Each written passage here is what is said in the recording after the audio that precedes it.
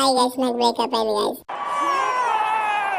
తలుచుకుంటే ఏడుపు వస్తుంది గైస్. పిల్లలు కొడుతున్నారు. అమ్మాయ దీని అమ్మ అరే ఆగే ఒక్కడి బాగా నిన్ను దాంట్లో తలుచుకొని నిన్ను సహా కొడితే నీకు ఉంటుందా? నీకు ఎందుకు బ్రేకప్ చెప్పి నాకు ఎందుకు బ్రేకప్ చెప్పి ఏడిపారిపోతా రీజన్ లేకుండా వెళ్ళిపోతున్నావు